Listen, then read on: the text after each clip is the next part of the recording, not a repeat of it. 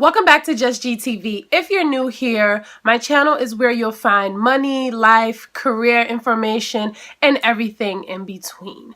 So today I'm going to be talking about the art of negotiation. Just last week, there was the National Equal Pay Day, and I thought that this video would be right on time. Now, if you missed it, I did discuss what I thought about the gender pay gap, and that was my last YouTube video. I'll link it down below.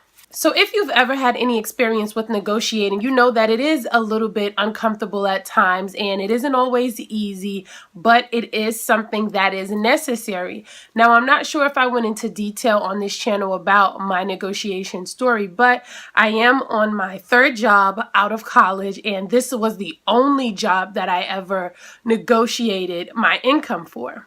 I realized the mistake I made once I moved from my first job to my second job. Long story short, when I got to my second job, I was able to see the range that they had budgeted for the position. And when I compared that, of course, to what I was offered, I was literally offered the lower end of that range. Had I negotiated, I'm sure I could have walked away with more. But I was so ready to leave my first job, and I was so scared and pressed that I was going to look thirsty and that maybe they would take back the offer. I don't know. I just was nervous and I just didn't want to be bothered with it, that I was like, oh, they're offering me $10,000 more than what I make now. Let me just take it. So once I was moving from that second job onto the job that I have now, I wasn't necessarily pressed to leave. So a recruiter contacted me on LinkedIn and the position sounded interesting, and I just decided to go on the interview just to see what they were talking about, just to keep my feet wet. And it just so happened that they made me an offer.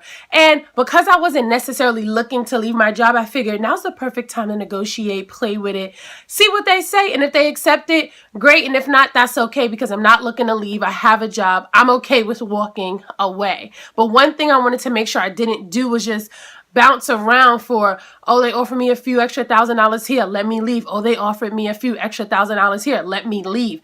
No, if I'm going to leave, one, I want to make sure it's just a job that I really want to take, but also I want to make sure that that increase is significant and it's also comparable to what I'm worth. Ultimately, they accepted my counter offer, and because it was something that I really didn't expect, so I kind of reached, I was like, okay, I'm checking the deuces, like I'm out of here.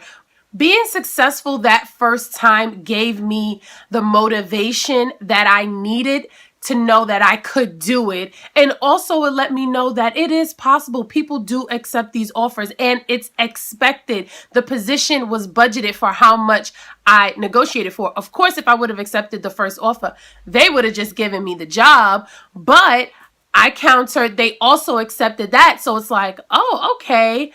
It's not so scary. It's not so frightening. You know, if they accept, great. If not, maybe that's just not the job for me. So it's about 2.5 years later and I'm still here. So the reason a lot of people don't negotiate, you know what? I'm going to take that back. Men a lot of times negotiate their income. It's women. We tend to be a little bit more timid, afraid, and we hope that, oh, when they look at our resume and they see our degree, our certification, or all of this experience that we have, that they're going to pay us what we're worth, and that's our first mistake. And you have to be sure not to confuse what you're offered with what you're worth, because companies will try you, and it's not necessarily that they think you're not worth being paid more, but you also have to remember that positions have certain budgets, and a lot of times maybe they just can't pay you what you're worth, and it's up to you to decide, are you willing to forego that extra $10,000 and take the job or not? That's solely your decision, but you will never know if you do not ask. And I say, even if you get a company or you're a freelancer and you're negotiating with a client, whatever it is, and they decline your offer, that's okay. It's great to get the experience. Another thing that you should know is that while you may be thinking, oh, it's going to be, oh, I'm going to look thirsty, or it's not, or it's frowned upon if I negotiate or counter, it's actually expected. And some companies actually will side eye you for not negotiating. Now, whether they accept or not is different, but in most cases, if not all, it is expected that you are going to negotiate. You have to remember, it's a relationship. The same way the company wants to make sure you're a great fit for them, you want to make sure that they're a great fit for you. A big part of negotiating is also doing your research. What industry is this in? You know, what is the position? What's the title? What are they offering? Is it comparable to what other companies in this same industry or people with this same title are making? Also, you need to know, based on this position, how does your experience compare? Do you meet those qualifications? Do you exceed them? Is what you're asking for reasonable for this specific position? Because sometimes you might have them come back and say, well, why do you think that we should pay you X amount of dollars? You need to have your answer ready to go. So another thing to consider is also when you're going to negotiate, you want to aim a little bit higher. So for example, if the position calls for $80,000, right? That's how much they offered you, and you really want 90, you may want to ask for 95 or 100,000, because let's remember, it's a negotiation. So you may throw out a number and they may come back and say, ooh, $100,000 is too high. How about 95?